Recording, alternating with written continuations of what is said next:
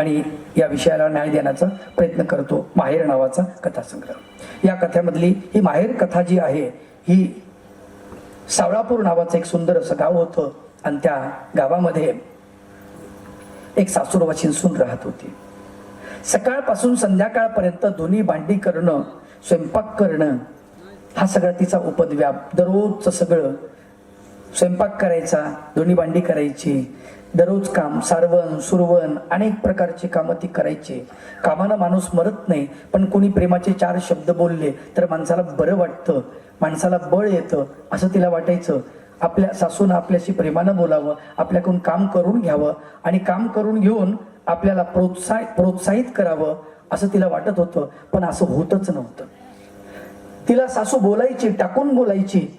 तिला बोलत असताना ती आपिशी म्हणायची, आपिशा पायाची म्हणायची, फुटक्या नशिबाची म्हणायची, कम नशिबी म्हणायची। अशा प्रकारे अनेक प्रकारे तिला दूषण देत होती आणि हे देत असताना तिला वाईट वाटायचं, त्या माऊलीला प्रचंड वाईट वाटायचं। पण काय करेल, सून आहे आणि सुनेनं कसं जगावं, असं जगावं की तसं जगावं हे तिला कळत नव्हतं। खूप काम करायची ती, सकाळपासून संध्याकाळपर्यंत तिचा हात थांबत नव्हता, काम संपत नव्हतं, काम तर दिसत नव्हतं, परंतु ती सतत कामामध्ये असायची। आणि संध्याकाळी शेवटी ज्या वेळेला सगळ्यांची जेवणं संपल्यानंतर, जेवणं सगळी झाल्यानंतर, भांडे धुवून टाकल्यानंतर, ती फळीला लावल्यानंतर मग उरलेलं जे आहे ती खायची, खरकट किंवा शिळ जे असेल ते खायची आणि कोपऱ्यामध्ये एका कोपऱ्यात ती आपलं अंथरूण बारकी टाकायची आणि खाली कलंडायची। तेव्हा कुठं तिला थोडासा वेळ मिळत होता विचार करण्यासाठी, खाली पडायची आणि मग ती विचार करायची। आपण जेव्हा आपल्या आई वडिलांच्या घरी होतो, आई वडील कसले, आपल्याला त्यांनी सांभाळलेलं, मानलेली लेकच त्यांनी, आपल्याला त्यांनी लहानाचं मोठं केलं, तिथं तरी खूप बरं होतं, चांगलं होतं। पण जेव्हा आपण सासऱ्याच्या घरी आलो तेव्हा वेगळे स्वप्न होते आपले। आपल्याला असं वाटायचं की आपण सासऱ्याच्या घरी आल्यानंतर आपल्याला खूप सुख मिळेल, आनंद मिळेल, सगळे आपल्याला चांगलं बोलतील, आपण चांगलं वागू, सगळ्यासोबत चांगलं राहू। पण काही नाही, सगळे आपलं स्वप्नवत झालं, आपल्याला कशाचंच सुख मिळालं नाही अशी ती विचार करायची। आणि पडल्या पडल्या विचार करत करत कधी तिचा डोळा लागल्या जायचा तिला समजत नव्हतं। अशीच एकदा ती स्वयंपाक करून, जेवण करून, राहिलेलं खाऊन खाली पडली आणि झोपल्यानंतर विचार करू लागली। खरंच ज्यांनी आपल्याला सांभाळलं ते आपले आई वडील मानलेले राधाबाई आणि रामराव पाटील, किती चांगलं होतं त्यांचा संसार। त्या संसारात आपलं आगमन झालं, आपण तिथं गेलो, तिला ते स्वप्न सगळे पडायला लागले। रामराव पाटील, या रामराव पाटलाच्या सावळापूरच्या जवळच असलेलं एक छोटं गाव, त्या गावामध्ये 200 घराची लोकवस्ती, 2-3 चिरेबंदी वाडे, बाकी सगळ्या झोपड्याच, एक ब्राह्मणाचं घर, त्याचेच 2-3 घरं झालेले, अशा प्रकारे छोटंसं गाव। त्या गावाला नाही म्हणायला एक पक्की अशी विहीर होती जी बांधलेली। त्या विहिरीनं 200 वर्षाचा इतिहास त्या विहिरीला होता आणि ती विहीर त्या सर्व गावाच्या त्या घटनांना साक्षीदार अशी एक ती विहीरच होती।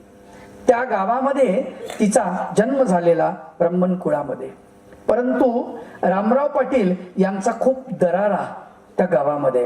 रामराव पाटील पायामध्ये बूट असलेले, खांद्यावरती सेला, डोक्याला पागोट, उंचपुरा माणूस, भरदार अशी बांधा त्या माणसाचा, पिळदार मिशा, आवाज असा घोगरा, असे रामराव पाटील त्या गावाचं भूषण होते। लोक त्यांना दुरून पाहिल्यानंतर नमस्कार पाटील असं म्हणायचे, रामराम पाटील असं म्हणायचे। गावात त्याचा दरारा।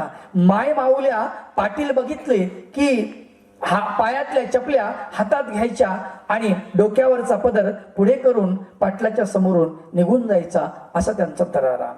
हे रामराव पाटील एकदा दुपारी जेवण केलं आणि पत्नीला म्हणाले, मी शेतात जाऊन येतो, वावरात जाऊन येतो। पत्नी म्हणाली ठीक आहे।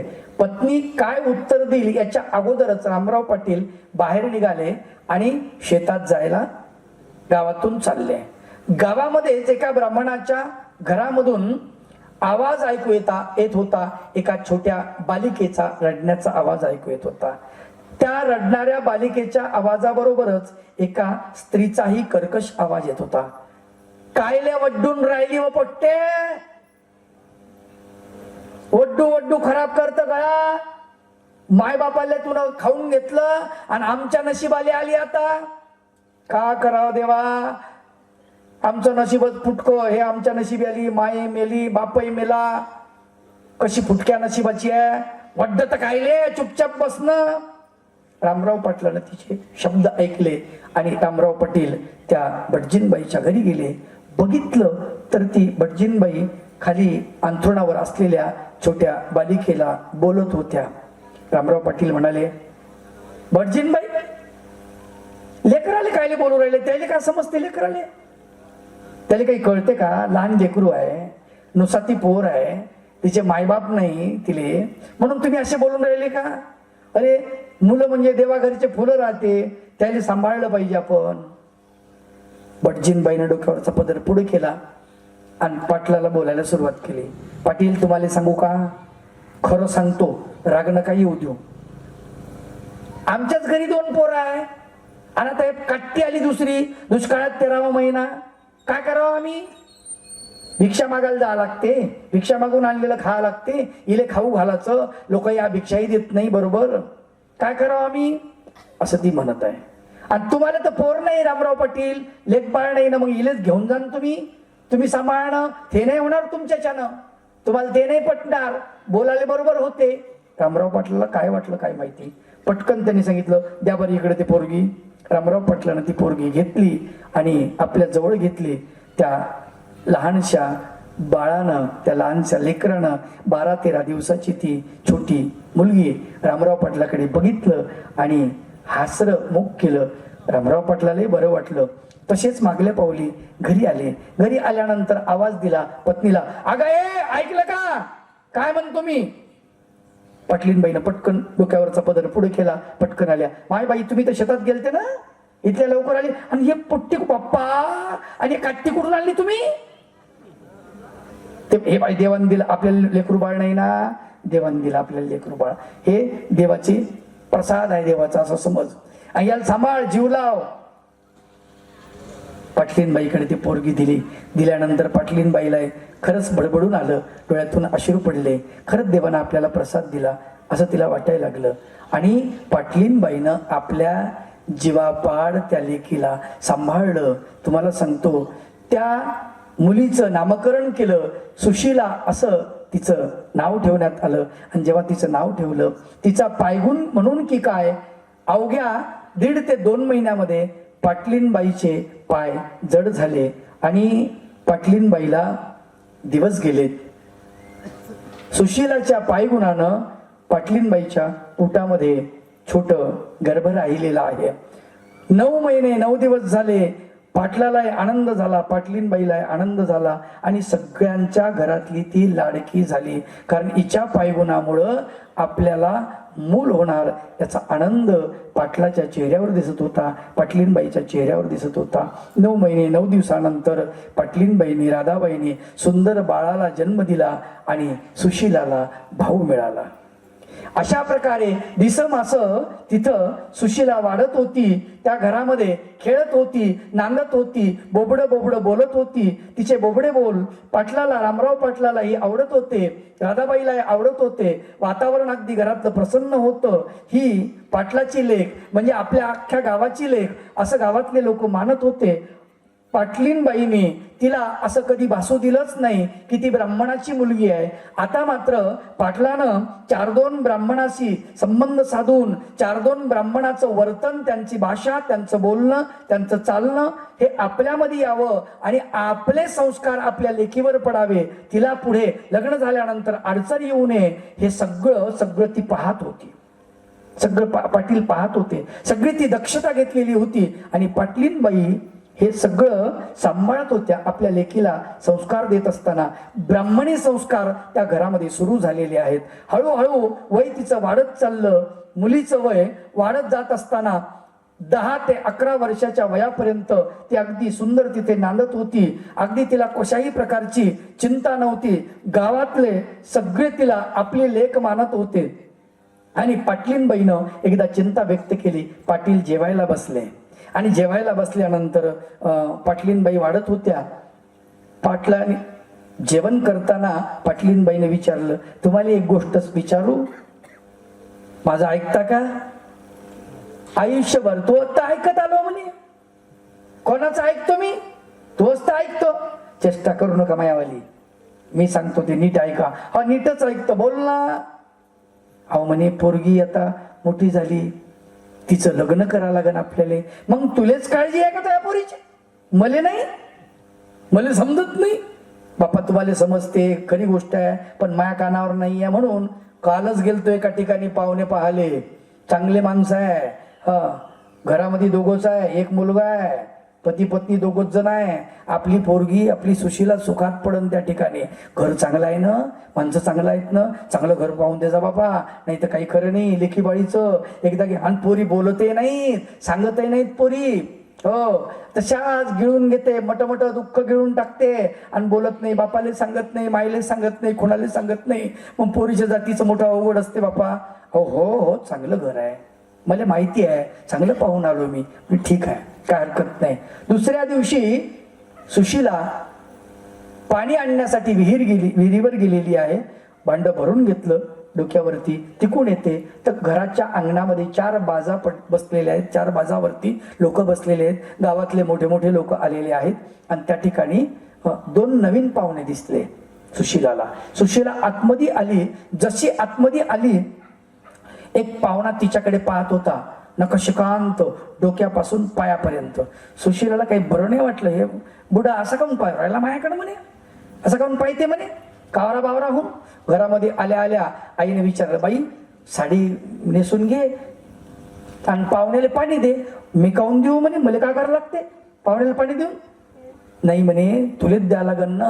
नाही तू दे ना म्हणे आई पाणी, मी कायले देऊ? अहो म्हणे तुले पाहले पाहुणे आले, मला थोडेच आले. असं आहे का? म्हणूनच तो मी पाहिलं म्हणे, तो बुडा तसा पाहत होता माझ्याकडं. मग ती पाणी घेऊन गेली, पाहुण्याला पाणी दिलं. विचारलं रामराव पाटलांनी. पोरगी आतमध्ये निघून गेल्यानंतर म्हणे, कशी वाटली पोरगी?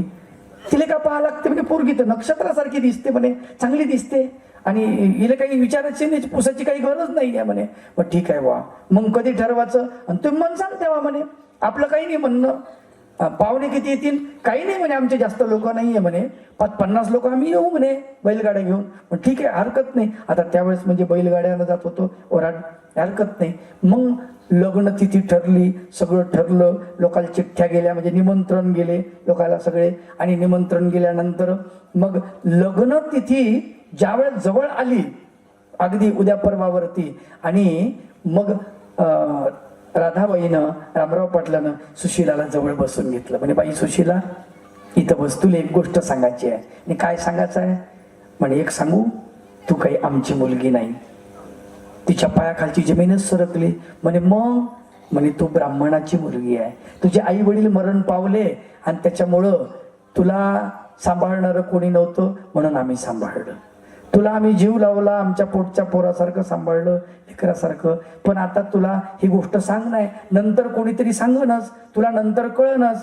मग तुले नंतर कळल्यावर वाईट वाटण्यापेक्षा आताच तुले कळलं तर काय बरी गोष्ट आहे बा, म्हणून आताच सांगितलं म्हणे तुले. तिच्यामध्ये बदल झाला. खरंच किती चांगले आपण भाग्यवान आहोत. आपले आई वडील नसताना या माणसांनी आपल्याला पोटच्या लेकरासारखं सांभाळलं, पोटच्या पोरीसारखं सांभाळलं, किती प्रेम लावलं, किती जीव लावला आपल्याला, अशी ती विचार करत होती.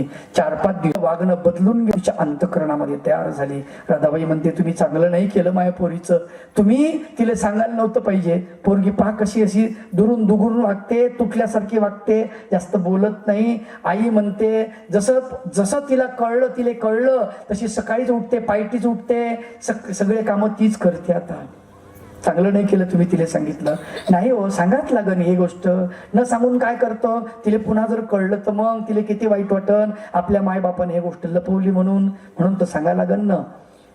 दिवस उजाडला लग्नाचा, गावामध्ये वराड आलं, गावात सगळीकडे आनंदी आनंद, सगळे लोक लग्नाला उभे राहिले त्या गावामध्ये. तुम्हाला सांगतो जसे काही आपली सगळ्यांची लेख आहे.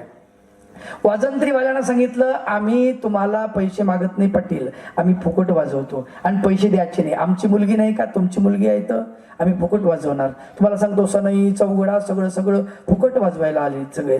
मंडप टाकणाऱ्यांना सांगितलं की मंडप फुकट सगळे. सेवेकरी गावातले सगळे सेवा करणारे माणसं इथून तिथून, मडके म्हणू नका, फडे म्हणू नका, काय जे लागेल लग्नाला, हळद दळणे आमकं टमकं येऊ तू सगळं सगळं. आदल्या दिवशी तिला हळद लावली, गावातल्या बाया आल्या, तिच्या मैत्रिणी आल्या आणि ते सुंदर चाललं. पण सुशीलाला मात्र आता हे घर पोरकं वाटायला लागलं की आपण एखाद दिवशी आता इथून निघून जाणार. तिच्या अंतःकरणामध्ये माता पित्याविषयी म्हणजे ज्यांनी आपल्याला सांभाळलं त्यांच्याविषयी अपार आधार निर्माण झालेला अंतःकरणामध्ये. खरंच ही देव माणसं आहेत, यांना आपण खरंच त्रास द्यायला नाही पाहिजे. आपण खूप त्रास दिला, यांच्या अंगा खांद्यावर खेळलो, यांना त्रास दिला, हट्टानं यांना मागितलं. काय अधिकार आहे यांना मागायचा, यांनी तर तसंच दिलंय ना आपल्याला, आपण केलं हे आपण खरंच. त्यावेळेला तिला ते वाटायला लागलं, तुम्हाला सांगतो. आणि दिवस उजाडलेला आहे, त्या दिवशी लग्नतिथी उजाडलेली, त्या दिवशी पाहुणे आलेले, गावातल्या पाहुण्यांची सोय सगळ्या गावातल्या लोकांनी केलेले. आपापल्या घरून लोकांनी कडव्याच्या पेंड्या आणल्या, वराडाच्या त्या बैलांना चारायला पेंड्या दिल्या, लोकांना घरोघरी चहा पाणी करायला बोलवलेलं आहे. मंडपामध्ये वेळ आलेली आहे, लग्नतिथी जी दिवस आहे तो उजाडलेला आणि त्या दिवसाच्या लग्न घटिकेला सगळे लोक गावातले पूर्ण जमा झाले. बाया बापड्या माणसं म्हातारे कोतारे लेकरं बाळ सगळे जमा झालेले आहेत. आणि त्या ठिकाणी ब्राह्मणाला बोलवलं. बरं, गावातला ब्राह्मण म्हातारा सगळ्यात ब्राह्मण म्हणे. त्या म्हाताऱ्या ब्राह्मणाला बोलताही येत नव्हतं इतका, पण त्यानं सांगितलं लग्न मीच लावणार. तो काय म्हणते, राम राम या पवित्र लग्न लागताना मंगल अष्टकांनीच म्हणा. तुम्हीच म्हणा, तुम्हीच म्हणा. एका बाप होता तो माझा नातवंड. आता त्याचं बोलणं कळत नव्हतं, पण ठीक आहे हरकत नाही, म्हातारा माणूस आहे, काही अडचण नाही. आणि मग तो मंगल अष्टका त्याच्या हातामध्ये, म्हणजे ते आता माईक नव्हता त्यावेळेस, मग काही भोपू होते, भोपू दिला. आणि मग आता मंगल अष्टका म्हणायची.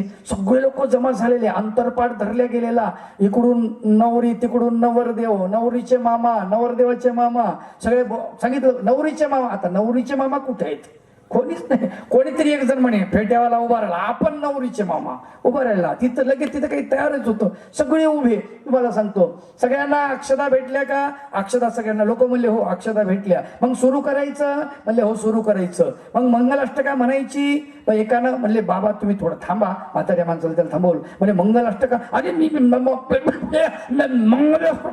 मी म्हणतो.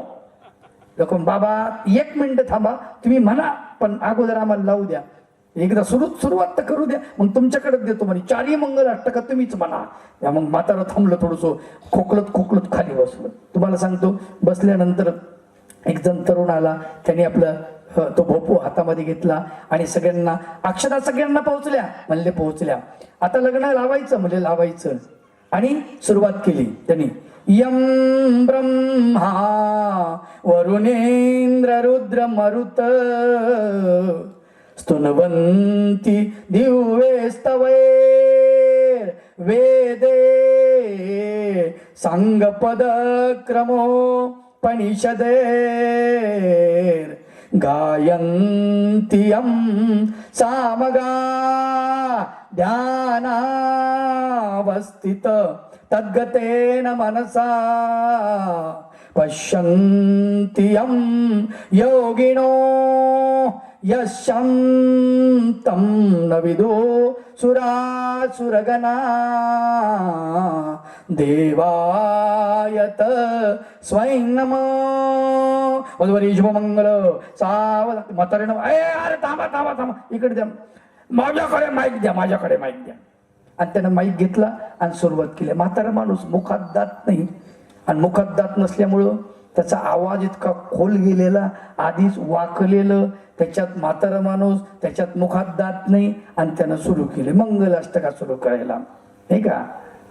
मग मंगल अष्टका सुरू करत असताना त्यांनी म्हाताऱ्या आवाजामध्ये म्हणायला सुरुवात केली. दुसरे म्हणाले, बाबा ही झाली, थांबा थांबा थांबा थांबा. आणि त्यांनी सुरुवात केली,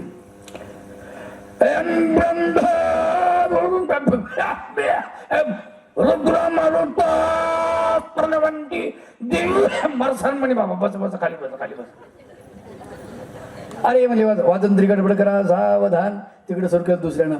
आता तुम्हाला सांगतो, म्हातारा माणूस बसलेलं त्याला काय अवघड काम आहे म्हाताऱ्या माणसाचं. मग त्यांनी काय केलं, जवळ गेला आणि जवळ गेल्यानंतर त्या वधूवराला आशीर्वाद द्यायले.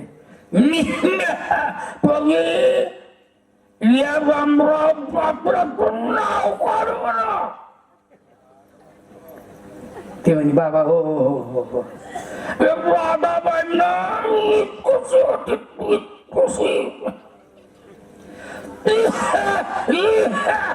तेव्हापासून सांभाळले तुला.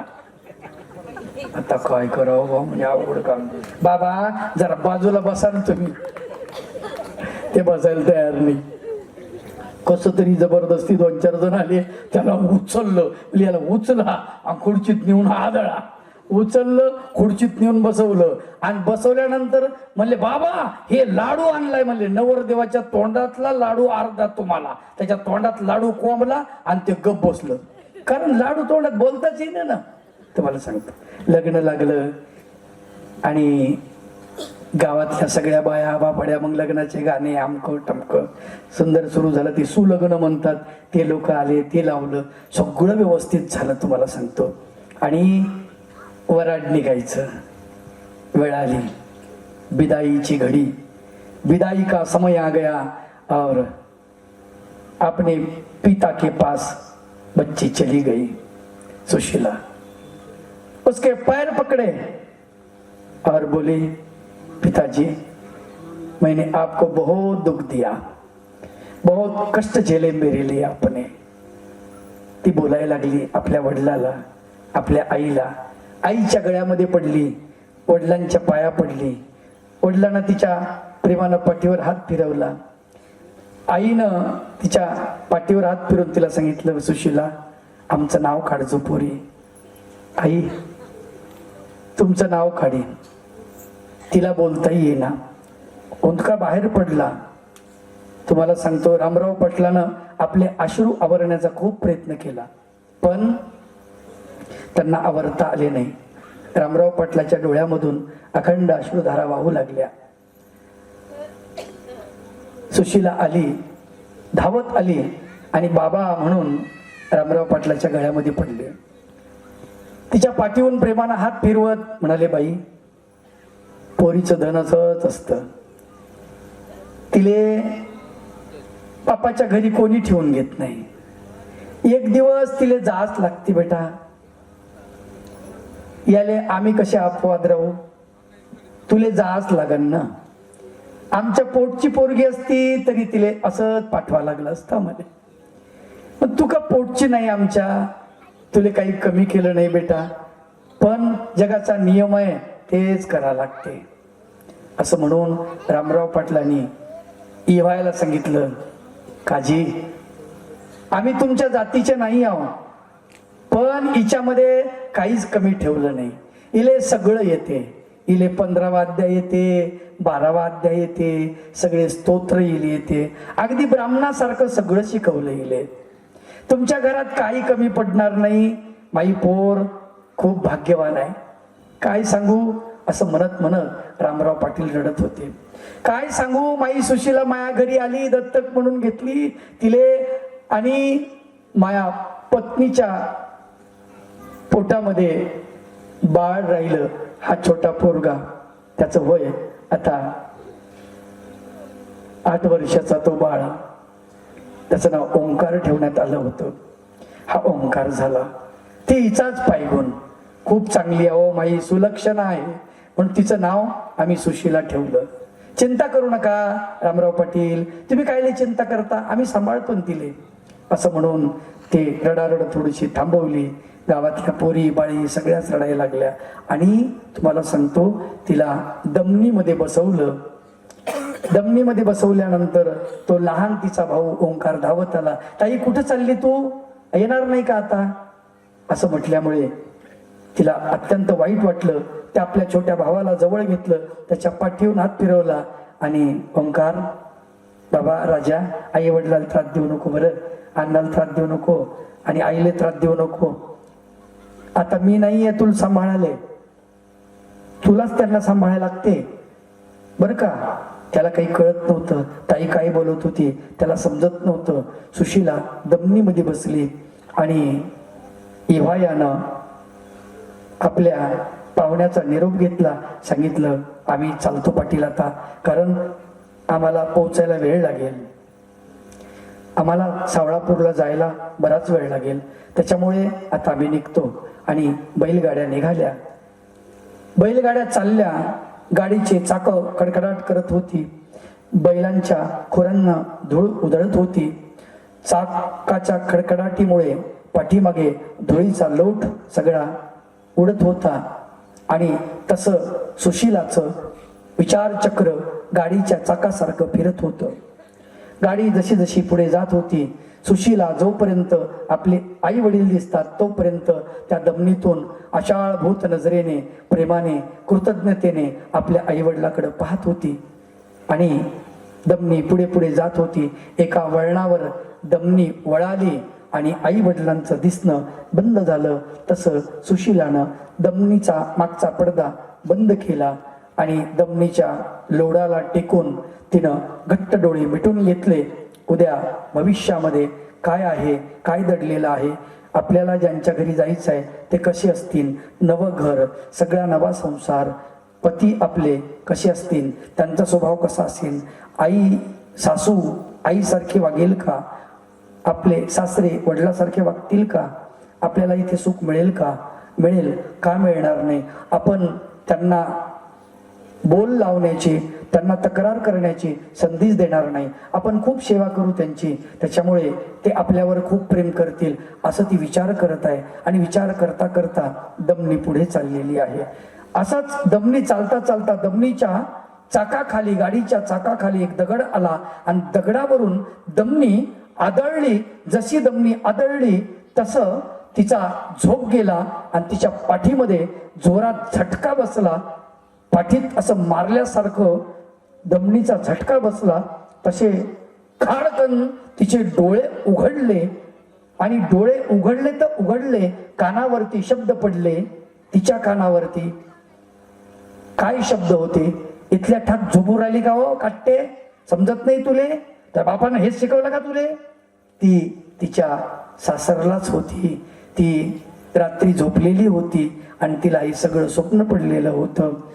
सासूनं तिच्या कमरेत लात मारलेली होती. तिला असं वाटलं दमनी खाली दगड आला आणि तोच आपल्या पाठीला दमनीचं जे मागचा लोड लागला त्याच्या धक्क्यानं आपण जागृत झालो. पण असं नव्हतं. ती सासूची लात होती. ती पटकन उठली आणि कामाला लागली. चांदणी उगवली ना म्हणे, तुला समजत नाही का? हेच करते का तू? त्या मायबापानं हेच शिकवलं का? असा पट्टा त्या सासूचा सुरू झाला.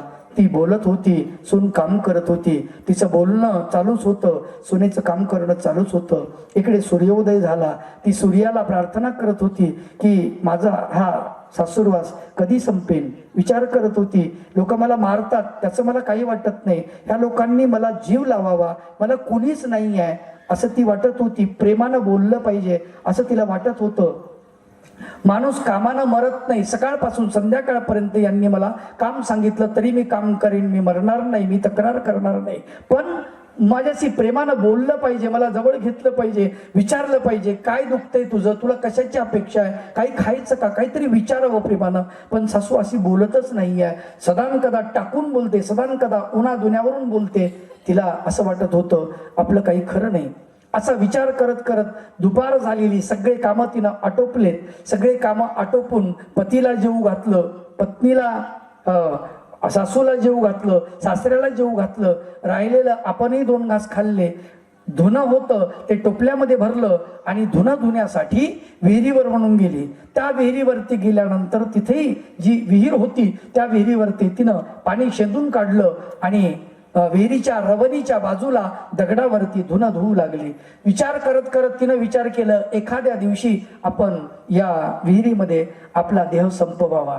खरंच त्या विहिरीनं अनेक त्या गावातल्या घटना तिने पाहिल्या होत्या. अनेक सासूंनी सुनेवरती केलेले अत्याचाराची प्रत्यक्षात ती विहीर म्हणजे पुरावा होती, साक्षीदार होती. अनेक सुनांना त्या ठिकाणी होणारा त्रास त्या सुनांनी त्या विहिरींना सांगितला होता आणि विहिरीनं त्या सुनांना आपल्या हृदयामध्ये संपवून टाकलेलं होतं आणि त्यांचा सासुरवास त्यांच्या अंतानं तो बंद झाला होता. अशा प्रकारच्या अनेक घटना त्या गावामध्ये घडत होत्या.